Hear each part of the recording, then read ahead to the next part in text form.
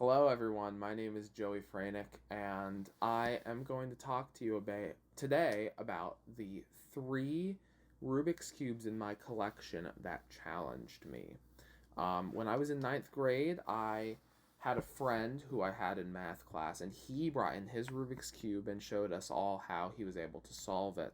And that really inspired me to want to solve the Rubik's Cube on my own, and I picked one up and I learned how to solve it.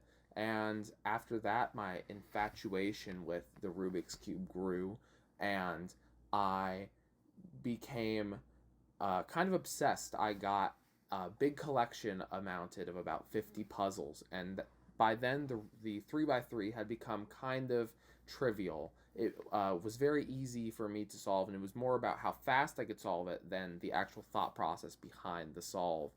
And that leads me to the three puzzles in my collection that are all about the thought process of how they are solved and how they really challenged me as a puzzle solver. So, the first puzzle that I'd like to talk about is the 7 by 7 Rubik's Cube. This cube is a puzzle that is 7 blocks by 7 blocks by 7 blocks. Similar in style to the 3 by 3 Rubik's Cube because it's a cube and it's made up of these little squares that go across. But the sheer amount of pieces that this puzzle has makes it a lot more difficult and a lot more tedious. That was the part of this cube that really made it difficult, is how tedious it was with all of the pieces. Um, the there's 7 squares by 7 squares by 7 squares, and the first time I went to solve it, got um, I got halfway through the solve, and I really struggled to finish it because of how long it was taking. So I ended up setting it down and coming back to it another day. Uh, that's because the number of combinations that the 7 by 7 cube can be in, that meaning the number of scrambled states that it can be in at any time, such as the one it is in this picture, is a number that has 161 digits, which is over 1.5 Google. So if you can imagine this, it's that number is more than the number of atoms in the known universe times a Google. So it's a really big number, and it really shows just how tedious and hard this cube is, putting every single one of those pieces in the spot it needs to go. Um, so this solve also has more steps to it. It's a little bit more difficult and longer than a 3 by 3 solve would be. So that is a part of the reason why it's a lot more difficult. And that leads me into my next cube, which is the square one.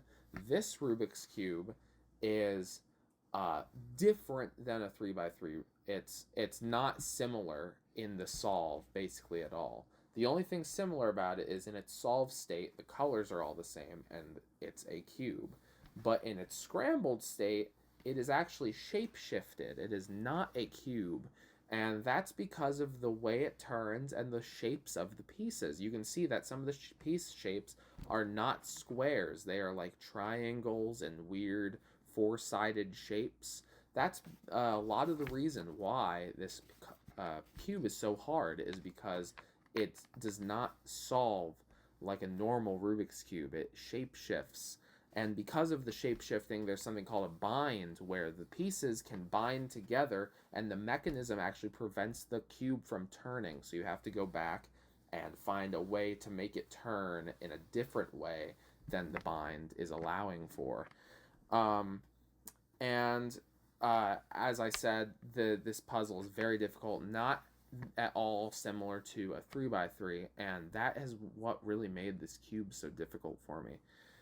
The third puzzle that I'd like to talk about today is the Mega Minx. This is a 12-sided dodecahedron puzzle, and each of the 12 faces has 5 sides, a pentagon. Um, the hardness of this cube is, again, how many pieces there are, but also how many faces there are. There are 12 colors on this cube, not 6 like on all the other puzzles that I've shown you. This makes it very difficult because the 12 colors can get pretty easily mixed up. Some of them are similar shades, and I don't necessarily know which color goes where at any given time unless I'm really looking. So that makes the solve a lot longer and a lot more difficult. Each side has 5 sides. Each face has 5 sides, which makes it more difficult because some of the moves that you would do in a 3x3 are unable to be done because there are 5 sides on each face, and you don't have two sides that are opposite each other.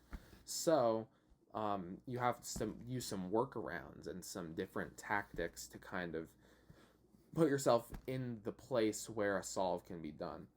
It's kind of difficult, and another reason why it's so difficult is because of all the faces, a lot of steps are repeated. So you kind of do the same thing like 8 times in a row to make sure that all the faces around the outside and on the bottom and top are done. So it's really a tedious process, and that's another one of the reasons why it's so difficult. To conclude, I have owned a lot of Rubik's Cube puzzles. I have amassed a very large collection, and all these puzzles have posed their own challenges. Yet these puzzles that I've shown you today, these 3 puzzles, were among the most challenging puzzles in my collection and really challenged me to